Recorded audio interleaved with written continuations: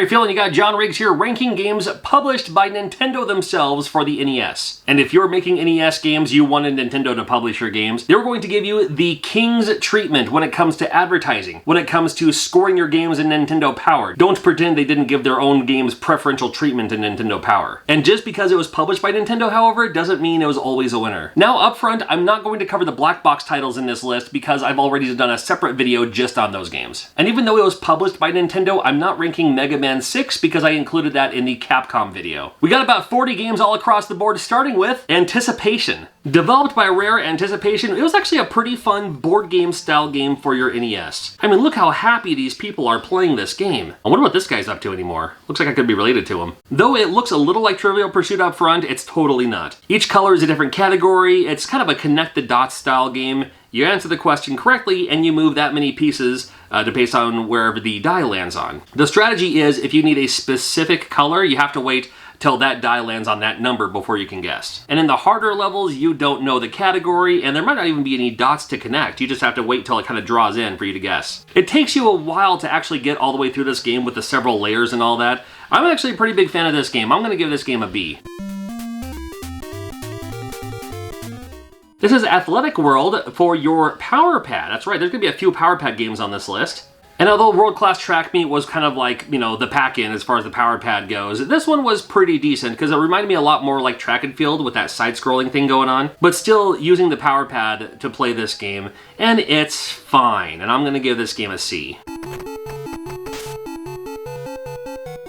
Cobra Triangle, holy moly, this is a game that I think everybody should have in their collection. Another awesome game developed by Rare. Where is my Cobra Triangle 2? I need a sequel to this or even a remake as soon as possible. It's not just boat racing. You might look at it up front and say, oh, okay, it's RC Pro-Am in the water. Not at all. Each stage might be a little bit different depending how you play it, and you get these little power-ups that you can choose which item you want. Maybe you want to go faster, maybe you want missiles, maybe you want stronger firepower. It kind of has that Gradius level up system that you get to choose where you want your power-ups. And each stage pretty unique too. They're not all races. Sometimes you're just in an area and you have to, you know, just do the task at hand. Because of the boat mechanics, it is a little bit slippery, but I think it's an excellent game. I'm totally giving this game at least an A.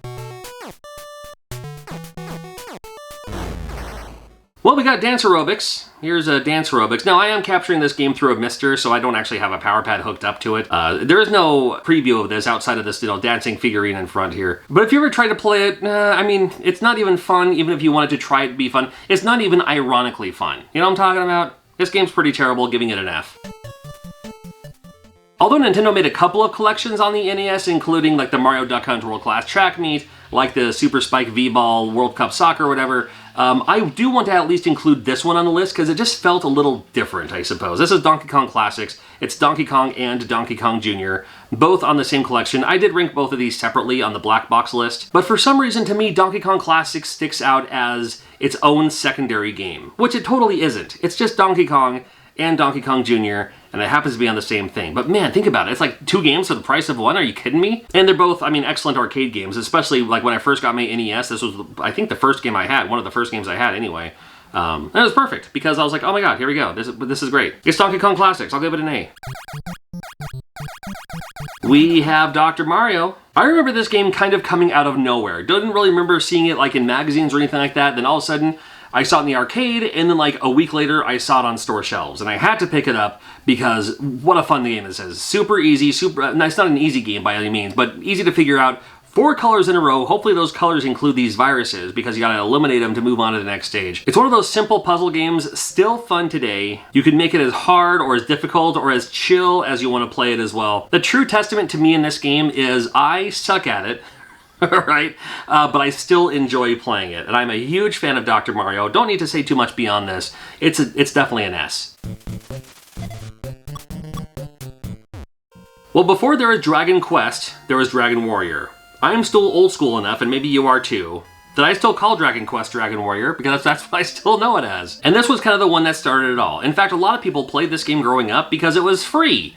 They actually included this game free with a Nintendo Power subscription. That's how I got my copy. And I'm glad I did. So old school, you actually have an option like door. Yeah, you actually have to use the door option to open the door.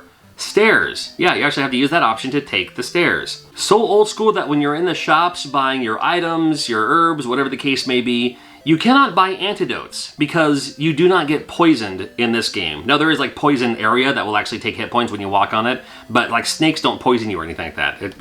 I forgot all about that. But man, this game started almost like a revolution of RPGs. It all started with this one, with Dragon Warrior, as far as I'm concerned. And just such a trailblazer. And, you know, it's still kind of just fun and quirky for even today. The music still holds up today. I love it. It's an S. If you want to do something really impressive, put your mouse over the subscribe button and hit it with your elbow. I wonder if you can do that.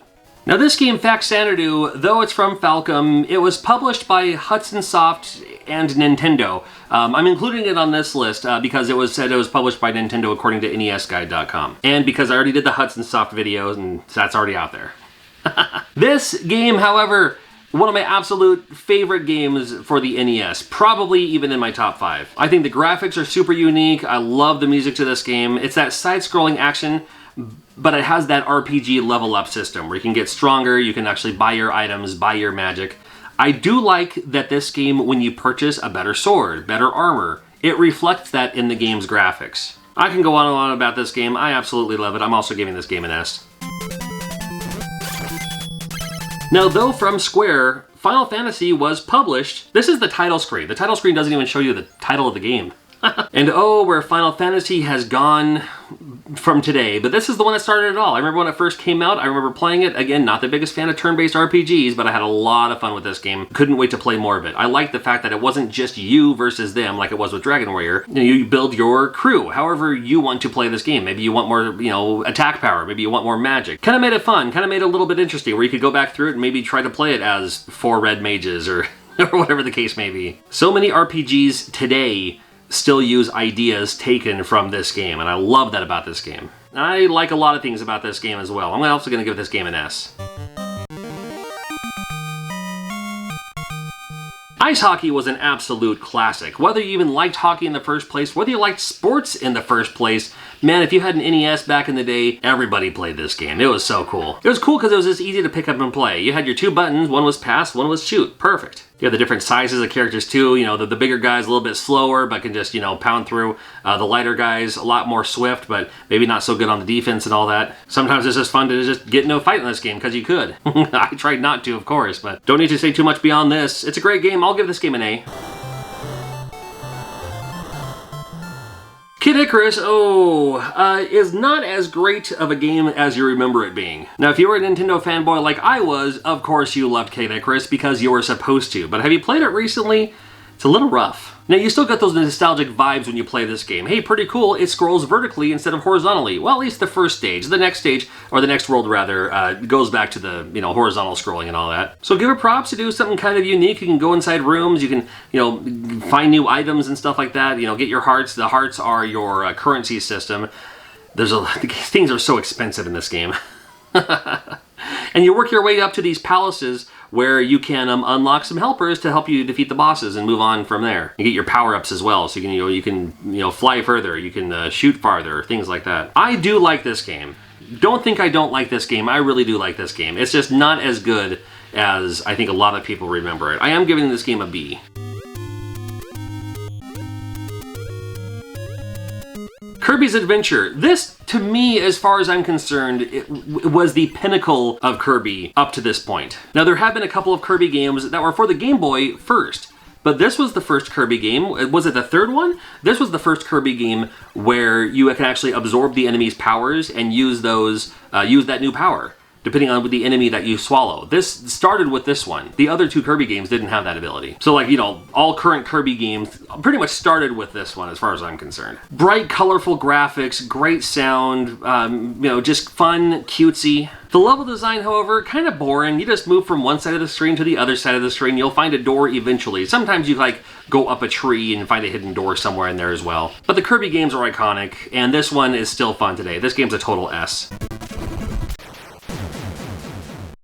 The Legend of Zelda. This is where it all started. You got Breath of the Wild and stuff like that nowadays, but it all started with this one, where you just start with your wooden sword, collect your rupees, get your pieces of the Triforce, restore peace back into Hyrule. One of the most influential games of its time, even to today, of how, you know, like you got the palaces, you got the overworld, you got new items you can pick up, and then you can use those new items to defeat those bosses based on the new item.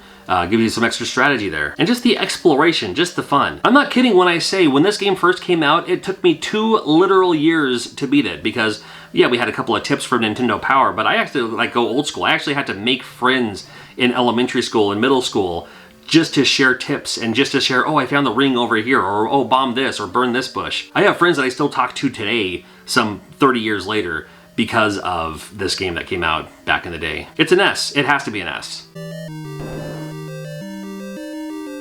And Zelda 2, The Adventure of Link? Well, when asked, this is my favorite game of all time. This is my go-to.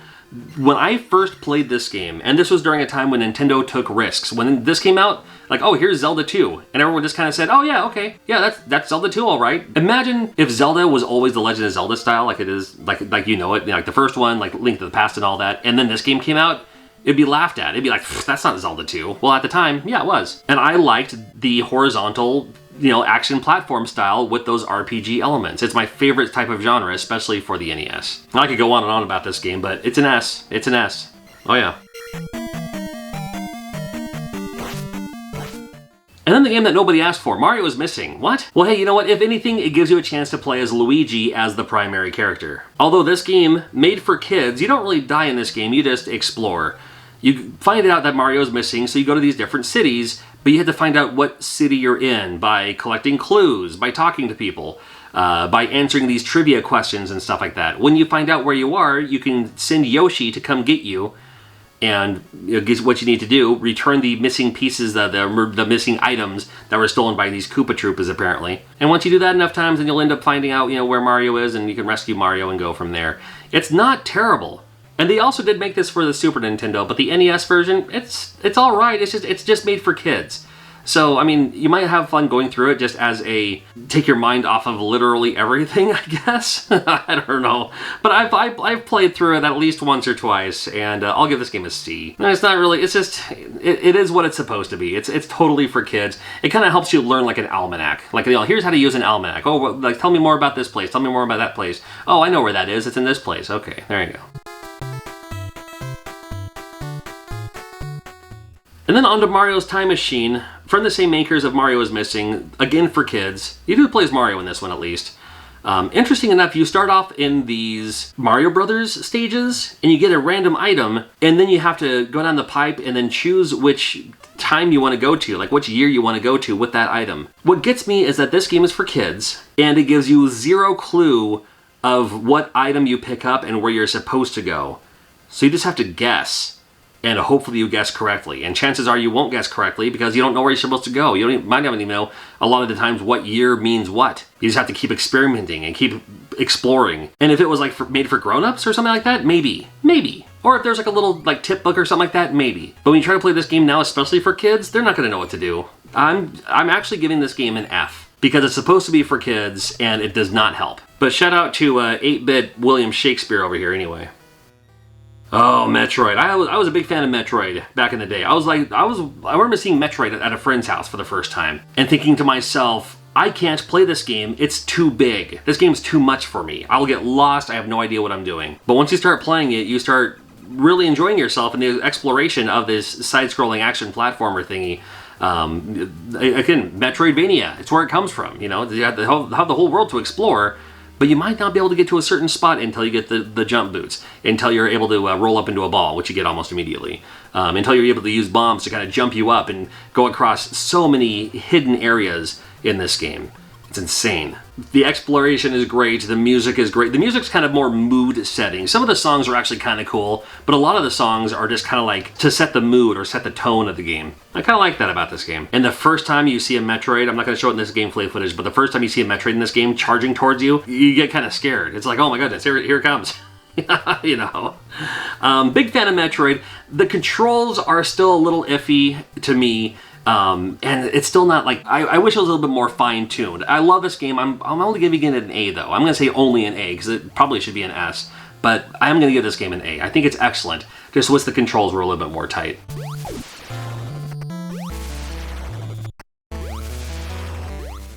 We have Mike Tyson's Punch-Out! And yes, you can include Punch-Out without the Mike Tyson in this as well. Same thing, just, you know, different in boss, but the end boss still is the same. But I'm going to call it with Mike Tyson's Punch-Out! Anyway. And it's a game that I can still play today and still enjoy today. You can play it however you want. I used to, when I was growing up, I would play this game defensively. I would wait for them to throw a punch, and then I would attack them. But then after a while, I was like, no, I don't have to wait.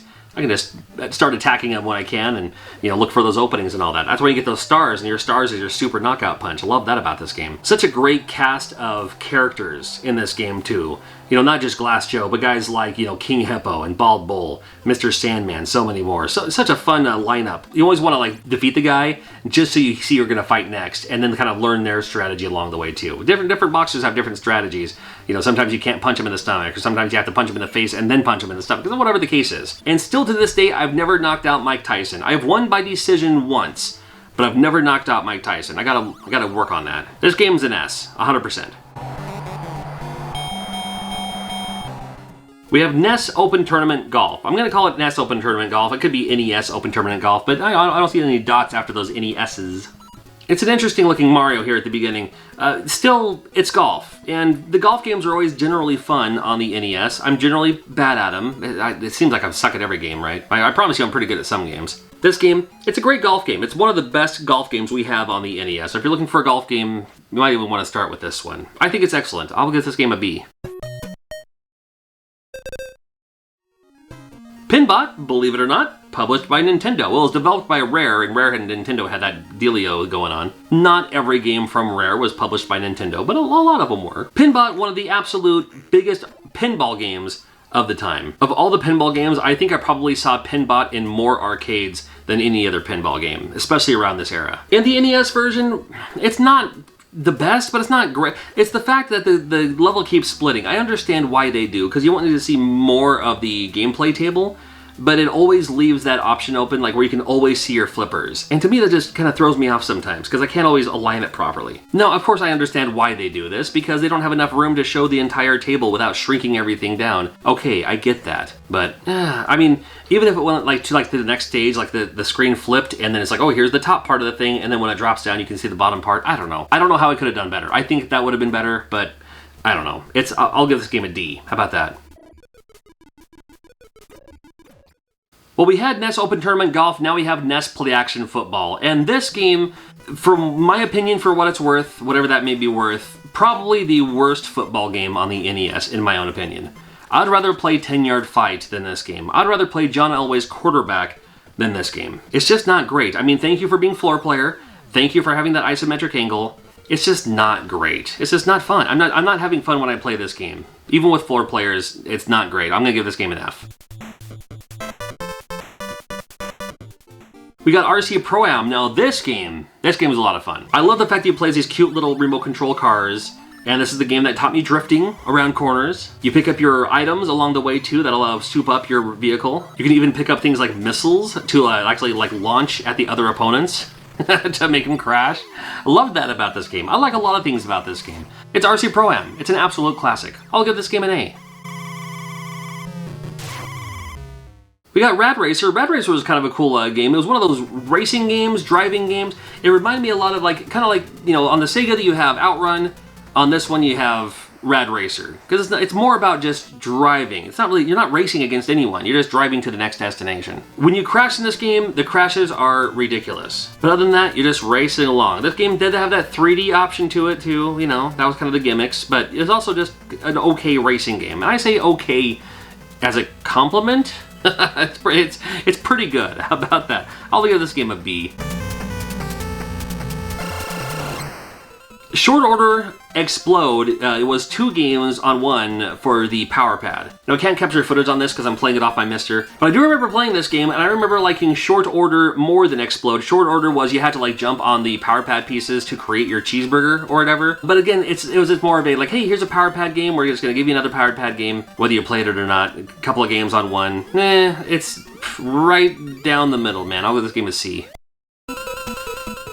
Snake, Rattle, and Roll. Man, what a great game. 2 players simultaneous on this if you'd like. I've covered this game on my channel a few other times too for other various things. But you got your snake head, basically, and you have to weigh enough to open up the door to exit the stage, and you do so in this very cool looking kind of isometric stages where these have these like ball depots, and you got to eat them up, and that will make you grow longer. Sometimes the balls are bombs, you don't want to eat those. The enemies are kind of creative. Sometimes they're checker pieces, sometimes they're like feet that will stomp on you. And with the platforming part of this game too, sometimes the angles get a little weird, but I think it's done in just a right enough way that it's not super confusing on where the other part of the platform is. Like, so you know you can jump there or not. And the balls in each stage are different. Sometimes they run around on feet, sometimes they fly around with wings, sometimes they're springs, you know. I'm a big fan of this game. I'm giving this game an A.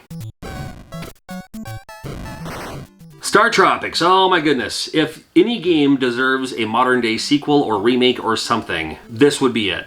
The huge fandom for this, including myself. It has that Legend of Zelda style mechanic where you can walk around the overhead, talk to the people in the town, find out the clues, where you're going and all that. And then it has the cavern areas, kind of like the dungeon areas, where from there, that's where you can jump around. That's where you can use your yo-yo as your primary weapon of attack here. Defeat the enemies and move through the screens here to get to the other side. Now, even though it looks like a pretty good area here, you kind of move in sections, like almost like square by square, whether there's squares there or not. The controls take a little bit of time to get used to. Not very much, but a little bit of time to get used to, where you can like go to the next screen and then pivot and then kind of like attack the enemy from that angle. You know what I mean? It's like you have to be like right on the squares. It makes more sense when you're actually playing this game. One of my absolute favorite games. Had the fourth wall with the note in the instruction manual they had to get wet to get the secret code.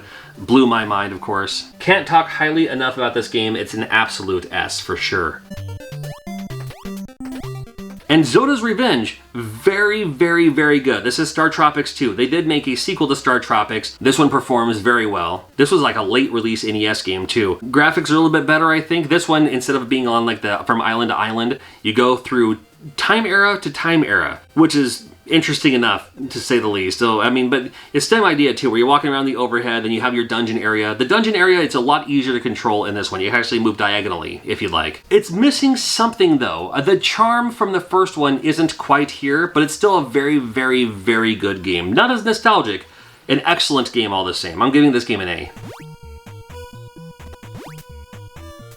Now, because we covered Super Mario Bros. The first one in the black box titles, we're going to talk about Super Mario Bros. 2. I have more nostalgic memories playing Mario 2 than I did Mario 3, but we'll get to Mario 3 next. I personally prefer Mario 2 over Mario 3. I know it's sacrilege. I know it. I understand it.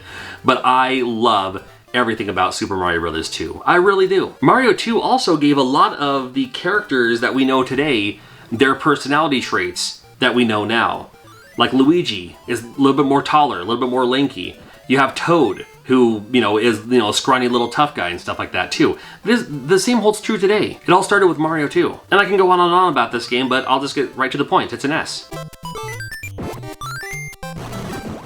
And Mario 3, what else do I need to say? It's also an S. I do have this photo I want to share with you though. This is me playing Mario 3. You can't see the screen. I've gotta take my word for it. But this was at an arcade in Santa Cruz, California. It may have been Santa Ana, California. And when The Wizard came out, they preview released Mario 3 on a lot of Play Choice tins out there. And I happened to see it, and I was like I felt like I just stumbled across a gold mine. I was like, oh my god, I get to play this game before everyone else. And then, of course, the game came out a few months later, and everything was golden. I love, love, love this game. It's an S, of course. Super Spike V-Ball. V-Ball stands for volleyball. Did you know that? Well, you didn't need me to tell you that. I'm a big fan of volleyball. I'm a big fan of playing volleyball. And volleyball, we only had a couple of options for the NES. And this one is very, very, very good. Not as good as Kings of the Beach as far as I'm concerned, but an excellent volleyball game that's easy to just kind of pick up and play. And you just have your simple buttons too. You got your bump set spike. That's what it's all about. Super decent volleyball game. I'll give this game a B. Another Power Pad game in Super Team Games. This one, like Athletic World, it's just a lot like Athletic World. But it has this one has a kind of a cool two-player idea behind it as well. It's just, more of the same, just, with your Power Pad, and you can bring a friend along too, and it's fine. It's a C. Tetris, if you will. Now, a lot of people prefer the Tengen version of Tetris. As much as I like that one, from its two-player ability or whatever, I still like this one. I don't need the 2-player version. This one's okay for me. I mean, this is the one I played more than anything. You know, a lot of people might find that the Game Boy version of Tetris is, you know, their preferred version. This is the one I played so much of. This is my nostalgic Tetris. Now, this Tetris does not feature a few options, including the idea to like push the up button to straight drop it, not make it fall down faster, but just drop it immediately. It does not feature the option of saving the next piece to, you know, bring it back up when you really need to use it. And of course, it doesn't feature the 2-player mode either. However, this game, it's Tetris, it's an S. It can't not be an S. It's like the best game of all time, right? I mean, they're still making Tetris today, and people are still buying Tetris today. It has its own world tournament. I mean, this game, I'm telling you. And not to be outdone, Tetris 2. And I prefer Tetris 2 over Tetris. And this one has a puzzle element to it too. So yeah, you still get your 4 pieces. Sometimes they're kind of separated to try to make it be like it's extra pieces. But it has those little bomb thingies, the little spike thingies, and it's almost like if you mix Tetris and Dr. Mario together. You get something like this. And when you eliminate the things that are glowing and flashing, that eliminates all of those colors. It's kind of fun. And this one does feature a 2-player mode, so there you go. This one's Tetris 2. You know what? If I gave the first Tetris an S, I also got to give this game an S. It's super, super fun. Still like playing this game today, even on the NES.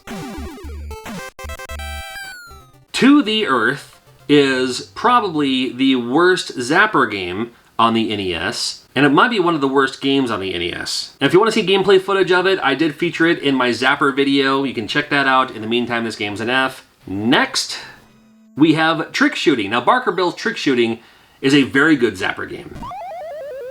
Yeah, you even kind of have like the Duck Hunt dog and everything. Again, you can see the footage on my Zapper video. I ranked it very high in the Zapper video because I was ranking them amongst the other Zapper games. But in this game, I'll at least give it a C. It's a great Zapper game, but it's just, you know, it's okay.